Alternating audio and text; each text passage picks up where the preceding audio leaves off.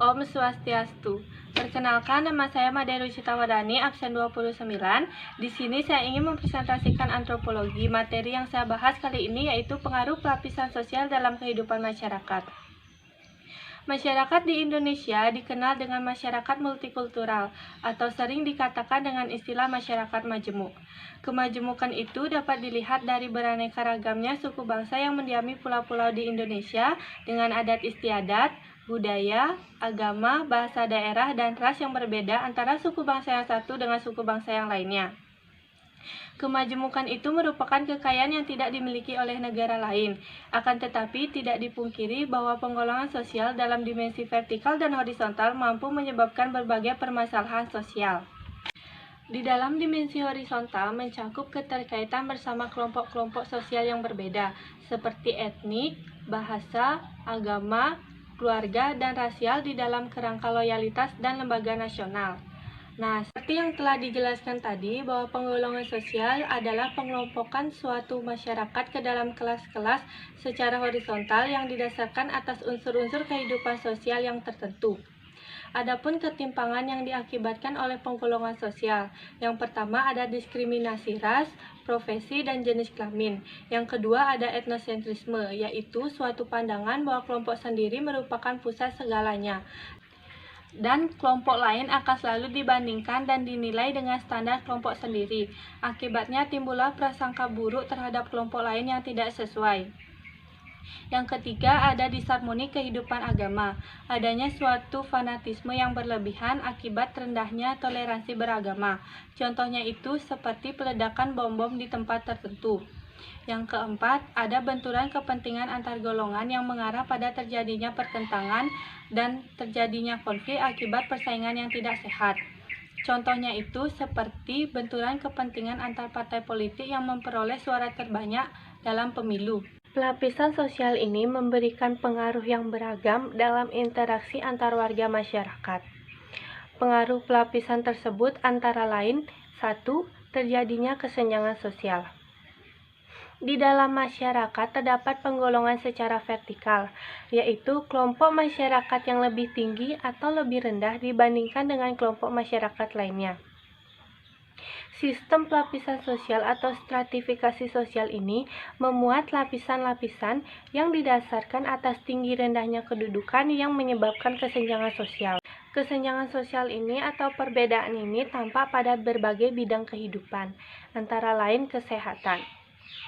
Pengaruh pelapisan sosial dalam dimensi vertikal dan horizontal terhadap kesehatan merupakan pengaruh yang tidak langsung yang diakibatkan oleh ketidaksamaan ekonomi antara masyarakat kelas atas dan masyarakat kelas bawah. Misalnya masyarakat kelas atas dengan kondisi ekonomi yang mencukupi memiliki akses terhadap fasilitas kesehatan yang baik, seperti makanan bergizi, jika sakit mampu membeli obat, serta memanfaatkan fasilitas dan layanan rumah sakit yang baik. Lain halnya dengan orang atau masyarakat yang berada pada kelas bawah, yang memiliki keterbatasan ekonomi, tidak mampu membeli makanan dengan gizi yang baik, dan memiliki tempat tinggal yang kurang sehat. Setelah itu ada pendidikan. Faktor-faktor sosial dan ekonomi sangat berpengaruh kuat terhadap tingkat kualitas pendidikan yang diperoleh oleh anggota masyarakatnya. Tidak jauh berbeda dengan pengaruh kesehatan tadi. Di dalam pendidikan, orang yang berada pada kelas menengah ke atas akan mudah mengakses pendidikan yang berkualitas dengan fasilitas yang lebih baik. Beda halnya dengan orang kelas bawah, yang cenderung mengalami kesulitan dalam mengakses fasilitas pendidikan yang lebih berkualitas. Setelah itu ada harapan hidup. Harapan hidup adalah rata-rata jumlah tahunan yang diharapkan oleh orang pada umur tertentu. Harapan hidup yang rendah umumnya terdapat pada masyarakat kelas bawah. Hal itu disebabkan oleh kondisi ekonomi yang kurang mencukupi untuk mengakses fasilitas perawatan kesehatan, dan lingkungan tempat tinggalnya pun kurang sehat. Sedangkan harapan hidup yang tinggi terdapat pada masyarakat kelas atas, mengikat sumber ekonomi yang mencukupi dan tempat tinggalnya pun memenuhi standar kesehatan. Dan yang terakhir ada keadilan sosial. Keterbatasan akses dan fasilitas yang dimiliki oleh masyarakat kelas bawah akan mempengaruhi tingkat kesejahteraan mereka. Sebagai contohnya, bentuk-bentuk tunjangan atau kemudahan seperti dana kompensasi yang diperuntukkan bagi keluarga prasejahtera terbukti tidak sampai pada sasaran atau salah sasaran. Sekian materi yang saya bahas kali ini. Bila ada salah kata, saya mohon maaf. Saya tutup dengan Parama Santi. Om Santi Santi Santi Om. Om Swastiastu. Perkenalkan, nama saya Komarjan Parasurama, absen 12 kelas 10 IPB. Di sini saya akan mempresentasikan antropologi dan saya mendapat bagian 1, munculnya lambang-lambang status sosial dan terjadinya berbagai hierarki sosial. Yang pertama, munculnya lambang-lambang status sosial. Setiap status sosial memiliki simbol-simbol atau lambang-lambang tersendiri yang berguna untuk membedakan antara status sosial yang satu dan yang lain. Simbol-simbol dari lapisan sosial dapat berupa fisik dan non-fisik.